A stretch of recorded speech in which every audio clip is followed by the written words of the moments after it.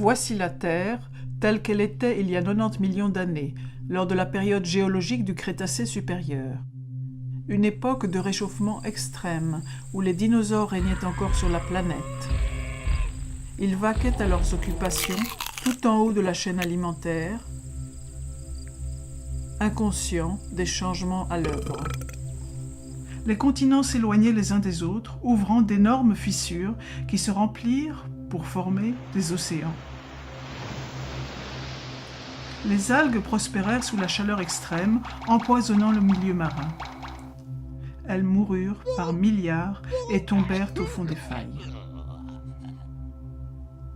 Les sédiments emportés par les rivières recouvrirent les résidus organiques des algues.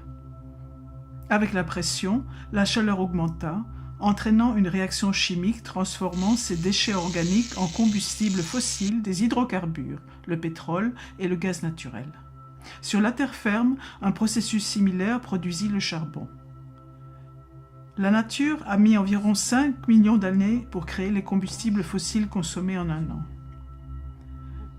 Notre mode de vie moderne dépend de cette ressource fossile qu'un nombre surprenant de personnes imaginent inépuisable. Depuis 1860, plus de 2000 milliards de barils de pétrole ont été découverts. Depuis, nous en avons consommé environ la moitié. Avant d'extraire le pétrole du sol, il faut le découvrir. Au départ, c'était facile et peu coûteux à extraire. Découvert en 1900, Spindletop fut le premier grand champ pétrolier états-unien. Beaucoup d'autres suivirent. Puis, les géologues parcoururent les États-Unis et découvrirent d'énormes quantités de pétrole, de gaz et de charbon. Les États-Unis extrayaient plus de pétrole que tout autre pays, leur permettant de devenir une superpuissance industrielle. Une fois qu'un puits de pétrole commence à produire, son déclin est inéluctable. Chaque puits individuel a un débit de production propre. La production cumulée d'un grand nombre de puits prend la forme d'une courbe en cloche. En général, un pays atteint son pic de production 40 ans après son pic de découverte, pour entrer ensuite dans une phase de déclin définitive. Dans les années 1950, Marion King Hubbert, un géophysicien employé de Shell, prédit que la production de pétrole états-unienne atteindrait un maximum en 1970, 40 ans après le pic des découvertes. Peu l'ont cru. Cependant, en 1970, la production états-unienne atteignit son pic pour ensuite décroître constamment. Hubbert avait vu juste. À partir de ce moment, les États-Unis ont été de plus en plus dépendants de l'importation de pétrole. Cela les a rendus vulnérables aux ruptures d'approvisionnement et a contribué aux crises économiques résultant des chocs pétroliers de 1973 et de 1979. 1930 est l'année du pic des découvertes de pétrole aux USA. Ensuite, malgré les avancées technologiques, les découvertes se raréfièrent cruellement. Le champ découvert récemment dans la réserve naturelle Anower en Alaska ne fournirait au mieux que 17 mois de consommation. Même le champ Jack II du golfe du Mexique ne fournirait que quelques mois de la demande états-unienne. Aucun de ces gros gisements ne peut satisfaire les besoins états-uniens. Il devient évident que la production a atteint son pic ou en est tout près. Au niveau mondial, les découvertes atteignirent un pic dans les années 1960. Plus de 40 ans plus tard, la chute des découvertes de nouveaux champs semble inexorable. 54 des 65 pays grands producteurs ont déjà atteint leur pic de production. La plupart des autres vont suivre dans un avenir proche. Tous les 3 ans, il faudrait mettre en production l'équivalent d'une nouvelle Arabie saoudite pour pallier l'épuisement des champs existants. Durant les années 60, 6 barils étaient découverts pour chaque baril consommé. 4 décennies plus tard, l'humanité consomme entre 3 et 6 barils pour chaque baril découvert. À partir du moment du pic de production mondiale, la demande de pétrole dépassera l'offre, le prix de l'essence sera très instable, ce qui aura des conséquences bien plus importantes que le coût d'un plein.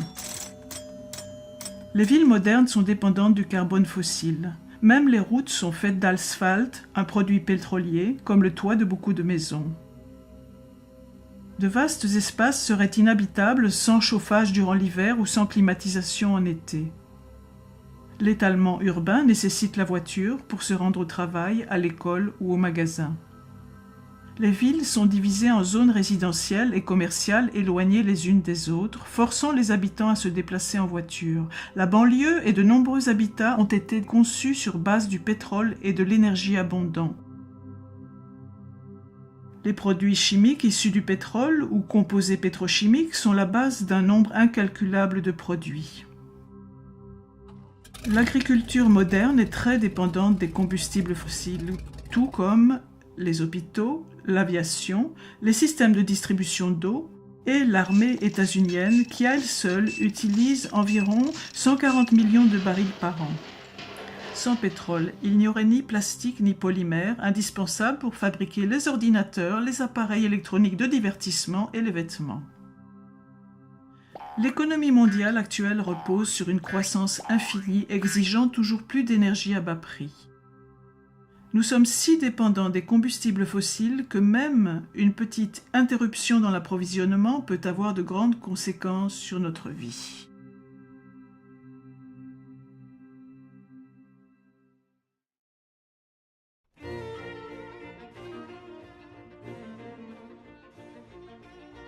L'énergie est ce qui permet d'effectuer un travail. L'États-Unien moyen dispose de l'équivalent énergétique de 150 esclaves travaillant 24 heures sur 24. Les matières qui contiennent cette énergie sont appelées carburants.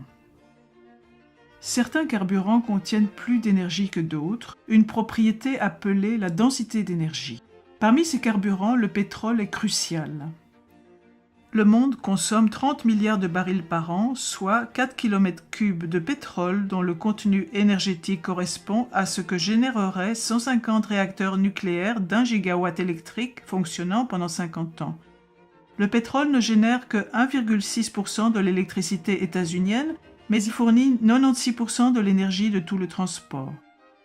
En 2008, les 2/3 du pétrole états-unien étaient importés, principalement du Canada, du Mexique, d'Arabie saoudite, du Venezuela, du Nigeria, d'Irak et d'Angola. Le pétrole a des propriétés uniques. Il a une forte densité d'énergie. Un baril de pétrole contient l'équivalent énergétique d'environ 3 années d'un travail manuel. Il est liquide à température ambiante, facile à transporter et utilisable dans de petits moteurs. Pour obtenir de l'énergie, il faut en dépenser. Le truc, c'est d'en utiliser le moins possible pour en trouver et l'extraire. C'est le taux de retour énergétique ou REEI, ratio d'énergie produite sur l'énergie investie. Le pétrole conventionnel est un bon exemple. Le pétrole de bonne qualité et facile à extraire a été pompé en premier. Les pétroliers utilisaient l'équivalent énergétique d'un baril de pétrole pour en trouver et en extraire 100. Le REEI était de 100. Après avoir pompé le pétrole facile d'accès, on a commencé à prospecter en haute mer et dans des pays lointains, ce qui requiert une dépense d'énergie plus importante. Souvent, le brut découvert aujourd'hui est lourd et sulfureux et est coûteux à raffiner. Aujourd'hui, le REEI du brut n'est que de 10. Utiliser une quantité donnée d'énergie pour obtenir un combustible qui en compte moins est sans intérêt. On peut convertir une source d'énergie en une autre. En procédant ainsi, on perd une part de l'énergie contenue dans le combustible initial. Par exemple, les pétroles non conventionnels, les sables bitumineux et le pétrole de schiste. On trouve principalement les sables bitumineux au Canada. Les 2/3 des schistes du monde sont aux USA. Ces deux carburants peuvent être transformés en pétrole de synthèse. Toutefois, ce procédé requiert beaucoup de chaleur et d'eau douce, réduisant leur REI, qui varie de 5 à aussi peu que 1,5.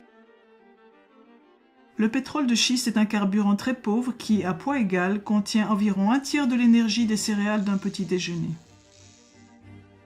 Le charbon est abondant et génère presque la moitié de l'électricité de la planète. Nous brûlons 8 km³ de charbon par an. Toutefois, la production mondiale pourrait atteindre un pic avant 2040. Dire que les États-Unis disposent de siècles de charbon est fallacieux, car c'est ignorer la hausse de la demande et la baisse de qualité. L'essentiel de l'anthracite, le meilleur des charbons, a disparu. Reste le charbon de moindre qualité, moins dense énergétiquement. Il n'y a plus de charbon en surface, d'où une production difficile, les mineurs devant creuser plus profond et dans des endroits moins accessibles. Ils détruisent aussi le sommet des montagnes pour atteindre le charbon, provoquant un désastre environnemental. On trouve souvent du gaz naturel près du pétrole et du charbon. Les découvertes de gaz états-uniens ont atteint un pic dans les années 50 et le pic de production a eu lieu au début des années 70. Si on avance de 23 ans la courbe des découvertes, l'avenir de la production du gaz naturel conventionnel états-unien apparaît clairement. Des techniques nouvelles ont permis l'extraction de gaz non conventionnels, comme le gaz de schiste, ce qui pourrait postposer le pic de production. Le gaz non conventionnel est mis en cause pour son exploitation très polluante, son REI insuffisant et son prix élevé. Même avec le gaz non conventionnel, le pic de production mondiale de gaz devrait avoir lieu avant 2030. Il y a encore des réserves importantes d'uranium pour le nucléaire. Remplacer les 10 TWh actuellement générés par les combustibles fossiles nécessiterait plus de 10 000 réacteurs nucléaires. Dans ce cas, les réserves connues d'uranium ne dureraient que 10 à 20 ans. Les réacteurs surgénérateurs à base de plutonium en France et au Japon ont été des échecs retentissants. La fusion nucléaire bute sur des obstacles techniques colossaux. Puis il y a les énergies renouvelables. L'éolien a un bon REI, mais il est intermittent. L'hydroélectricité est fiable, mais il ne reste plus guère de sites propices pour construire des barrages. Les centrales géothermiques courantes utilisent des sources de chaleur proches de la surface terrestre. Ces sources sont relativement éparses. Dans le système expérimental de géothermie EGS, 2 puits sont creusés à très grande profondeur. De l'eau est injectée dans un des puits, capture la chaleur de la roche et remonte ensuite par l'autre puits à haute température. Selon un rapport récent du MIT, cette technique pourrait fournir 10% de l'électricité états-unienne en 2050. L'énergie des vagues est restreinte aux régions côtières. La densité d'énergie des vagues varie d'une région à l'autre. Transporter l'électricité produite par les vagues n'est pas simple. De plus, l'eau salée est corrosive pour les turbines. Les agrocarburants sont produits à partir de végétaux. Le bois a une faible densité énergétique et pousse lentement. L'humanité consomme 15 km³ de bois par an. Le biodiesel et l'éthanol proviennent d'une agriculture dépendante du pétrole. Le REI de ces carburants est proche de l'unité. Certains politiciens veulent convertir du maïs en éthanol. Fournir de la sorte le 10e des besoins états-uniens en essence en 2020 demanderait 3% de la surface du pays. Produire ainsi toute l'essence états-unienne en 2020 nécessiterait qu'un tiers du territoire y soit consacré alors que la surface agricole actuelle n'occupe que 19% du sol. L'hydrogène doit être extrait du gaz naturel, du charbon ou de l'eau, ce qui demande plus d'énergie que ce qu'on en obtient de l'hydrogène. Une économie basée sur l'hydrogène est donc improbable. Les panneaux solaires de la Terre entière produisent de l'électricité comme 2 centrales au charbon. L'équivalent d'environ 2,5 tonnes de charbon sont nécessaires pour fabriquer un seul panneau solaire. Une surface de 360 000 km² de panneaux serait nécessaire pour couvrir la demande mondiale actuelle. En 2007, il y avait environ 10 km² de panneaux. Les centrales solaires thermiques ont un grand potentiel, quoique actuellement il y en ait peu en service. Elles ne conviennent qu'aux régions ensoleillées et nécessitent que de grandes quantités d'électricité soient transportées sur de longues distances. Toutes ces alternatives au pétrole dépendent de machines marchant au pétrole ou requièrent des matériaux à base de pétrole, comme les plastiques.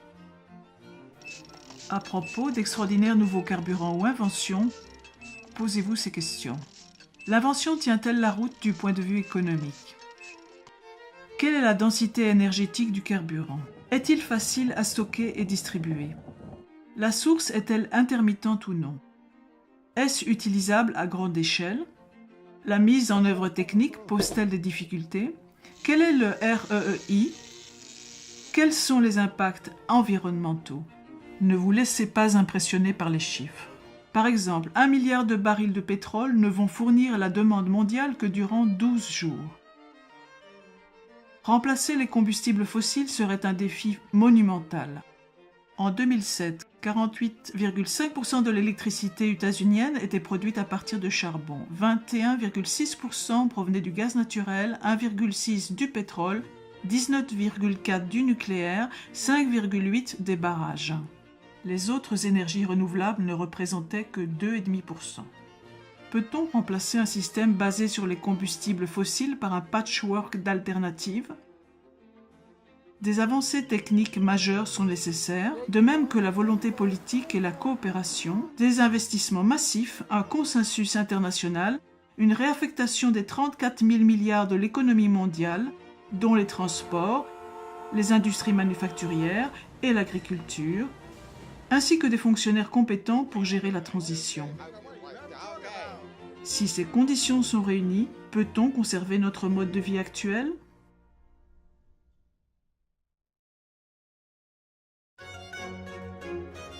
Ces bactéries vivent dans une bouteille.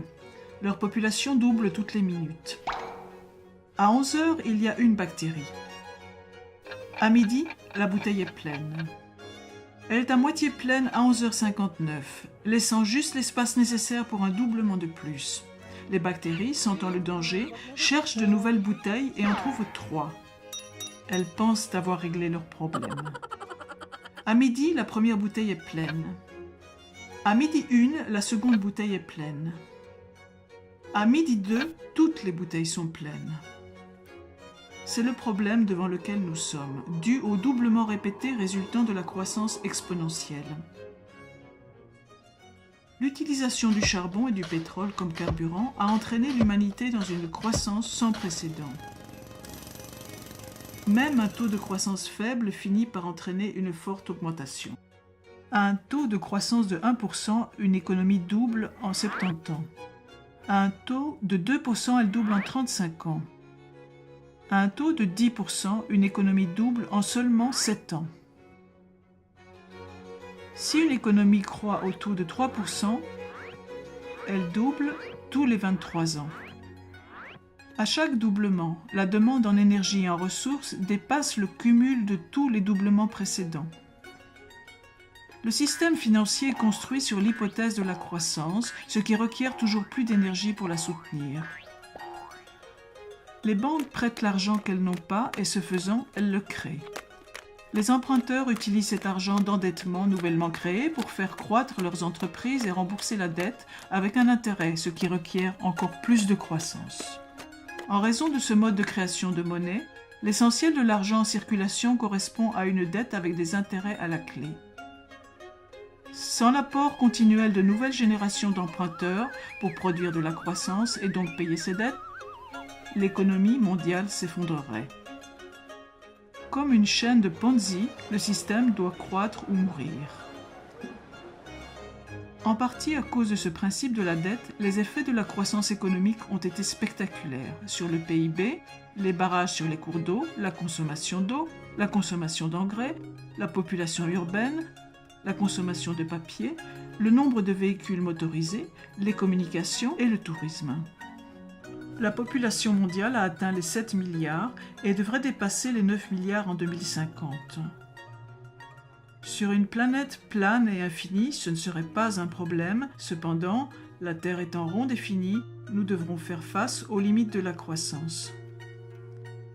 La croissance a entraîné une surconcentration en oxyde nitreux et en méthane dans l'atmosphère, la destruction de la couche d'ozone, l'augmentation du nombre des fortes inondations, la destruction des écosystèmes marins, y compris par l'excès d'azote présent dans les eaux de ruissellement, la déforestation, une augmentation de la surface terrestre occupée par l'humanité et l'extinction de nombreuses espèces.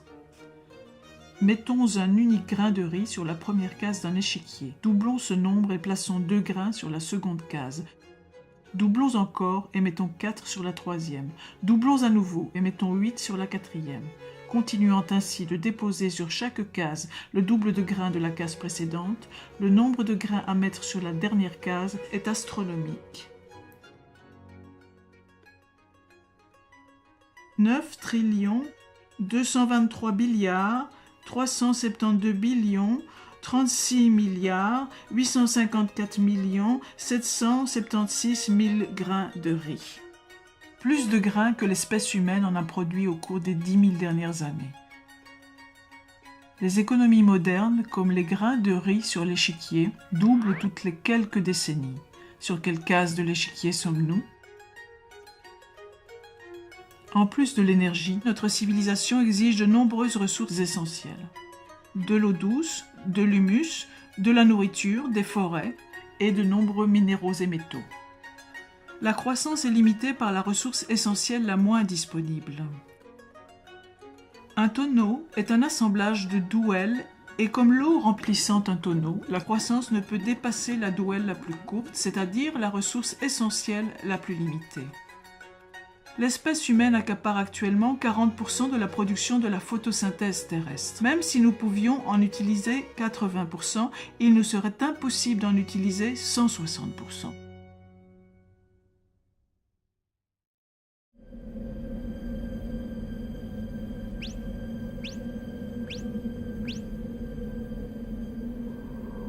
L'approvisionnement alimentaire mondial repose fortement sur les combustibles fossiles. Avant la Première Guerre mondiale, toute l'agriculture était biologique. Suite à l'invention d'engrais et de pesticides dérivés du pétrole, la production agricole à l'hectare a fortement augmenté, entraînant une augmentation de la population.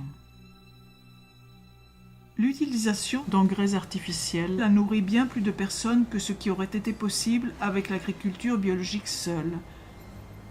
Les combustibles fossiles sont nécessaires pour l'équipement des fermes, le transport, la réfrigération, l'emballage en plastique et la cuisson. L'agriculture moderne utilise la terre pour transformer des combustibles fossiles en nourriture et la nourriture en population. Environ 7 calories de combustibles fossiles sont utilisées pour produire 1 calorie alimentaire. Aux États-Unis, la nourriture parcourt environ 2500 km de la ferme au consommateur. En plus de la déplétion des carburants fossiles, d'autres menaces pèsent sur le système actuel de production alimentaire. Une énergie peu coûteuse, de meilleures techniques et les subventions ont entraîné une importante surpêche. Les prélèvements mondiaux de poissons ont atteint un pic à la fin des années 1980, forçant les pêcheurs à pêcher en eau profonde. L'excès d'azote des engrais fabriqués à partir de combustibles fossiles a empoisonné rivières et mers, créant ainsi d'énormes zones mortes. À ce rythme, toutes les populations de poissons devraient s'effondrer d'ici 2048. Villes et industries sont la source de pluies acides qui vident le sol de ses nutriments essentiels tels que le potassium, le calcium et le magnésium. Une autre menace est le manque d'eau. Beaucoup de fermes pompent l'eau des aquifères souterrains pour l'irrigation. Un aquifère a besoin de milliers d'années pour se remplir, mais peut être asséché en quelques décennies, tout comme les puits de pétrole. Aux États-Unis, l'aquifère géant d'Ogallala a atteint un niveau si bas que de nombreux agriculteurs ont dû revenir à une agriculture sèche, moins productive. De plus, l'irrigation et l'utilisation d'engrais peuvent entraîner la salinisation, l'accumulation de sel dans le sol. C'est une cause majeure de la désertification. Une autre menace est la perte d'humus. Il y a 200 ans, il y avait 1,8 m d'humus sur les prairies états-uniennes. Aujourd'hui, en raison du labourage et de pratiques inappropriées, environ la moitié de l'humus a disparu. L'irrigation favorise le développement de la rouille noire. Ce champignon pourrait détruire 80% des récoltes de céréales du monde. Selon Norman Borlaug, le père de la Révolution verte, la rouille noire a un immense potentiel de destruction sociale. L'utilisation d'agrocarburants signifie que moins de terres seront disponibles pour l'agriculture nourricière. Toute surface a une capacité de charge limitée. C'est le nombre d'animaux et d'êtres humains qui peuvent y vivre indéfiniment. Si une espèce dépasse la capacité de charge de cette surface, son nombre d'individus diminuera jusqu'à revenir sous les limites naturelles. L'espèce humaine a écarté cet obstacle en exploitant de nouvelles terres et en augmentant la production à l'hectare, principalement grâce au pétrole. Poursuivre la croissance nécessite plus de ressources que ce que la Terre peut fournir, mais aucune nouvelle planète n'est disponible. En plus de tous ces défis, d'ici 2050, la production alimentaire doit doubler pour nourrir une population mondiale croissante. 1 milliard de personnes sont déjà sous-alimentées. À l'avenir, avec une production de pétrole et de gaz naturel en déclin, nourrir 9 milliards de personnes sera une gageure.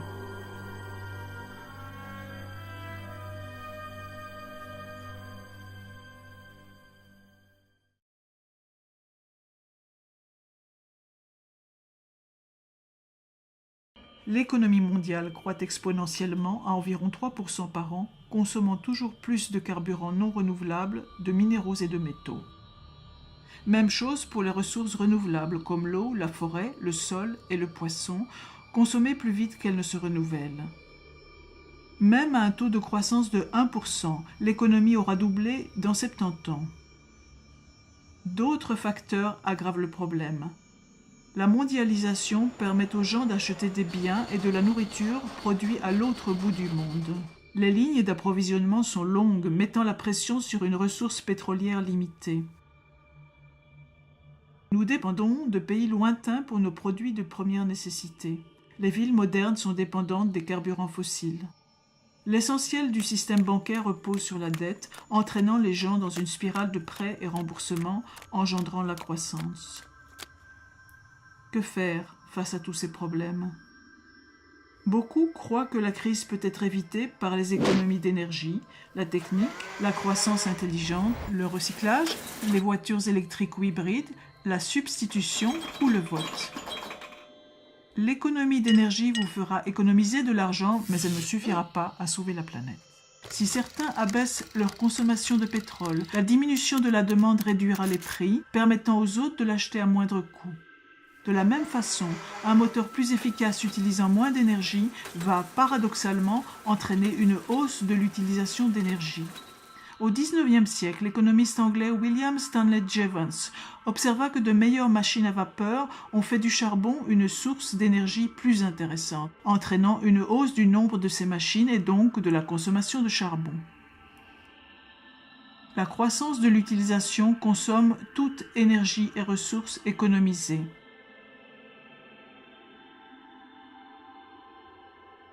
Beaucoup croient que les scientifiques vont résoudre ces problèmes via de nouvelles techniques. Toutefois, la technique n'est pas de l'énergie. La technique peut transformer de l'énergie en travail, mais ne peut pas la remplacer. Elle aussi consomme des ressources. Par exemple, fabriquer un ordinateur nécessite le 10e de l'énergie requise pour fabriquer une voiture. Les technologies de pointe peuvent aggraver la situation, car beaucoup nécessitent des métaux rares, dont on voit aussi la fin du stock. Par exemple, 97% des terres rares de la planète sont extraites en Chine, la plupart d'une seule mine de Mongolie intérieure.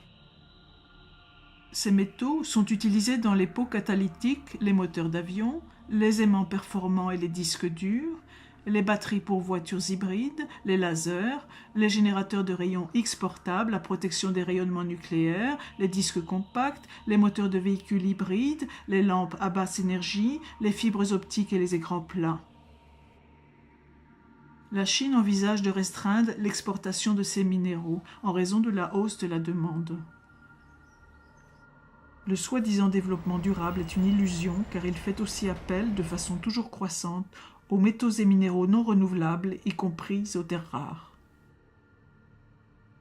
Le recyclage ne réglera pas le problème car il demande de l'énergie et le processus n'est pas efficace à 100%.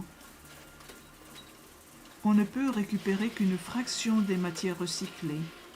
Une grande partie est perdue à jamais comme déchet. Les voitures électriques nécessitent de l'électricité. Comme la plus grande part de l'électricité est générée à partir de combustibles fossiles, ce n'est pas une solution. En plus, la fabrication de toute voiture consomme du pétrole.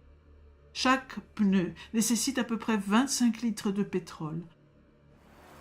En 2010, il y avait environ 800 millions de voitures dans le monde. Au rythme actuel de croissance, ce chiffre devrait atteindre 2 milliards en 2025. Il est peu probable que la planète puisse supporter autant de véhicules, quelle que soit leur source d'énergie. Beaucoup d'économistes croient que le marché libre va substituer une source d'énergie à une autre grâce à l'innovation technique. Toutefois, les principaux substituts du pétrole n'échappent pas aux limites. De plus, passer d'une source d'énergie à une autre nécessite du temps. Le rapport Hirsch du département américain à l'énergie estime qu'il faut au moins 2 décennies pour se préparer aux effets du pic pétrolier. Les problèmes du manque d'énergie, de l'épuisement des ressources, de la perte de l'humus et de la pollution sont tous des symptômes d'un unique problème plus fondamental, la croissance. Tant que notre système économique demandera une croissance infinie, aucune réforme ne sera possible. Dans ce cas, de quoi le futur sera-t-il fait? Les optimistes croient que la croissance durera indéfiniment, sans limite. Les pessimistes pensent que nous allons vers un nouvel âge de pierre ou vers l'extinction. La vérité est peut-être entre ces deux extrêmes. Il est possible que notre société retourne à un état plus simple, dans lequel la consommation énergétique serait bien moindre. Cela signifie un autre mode de vie pour beaucoup, plus de travail manuel, de travail agricole et de production locale de biens, de nourriture et de services. Comment se préparer à un tel futur éventuel? Attendez-vous à moins de nourriture et de biens venant de loin? Redécouvrez la marche et le vélo?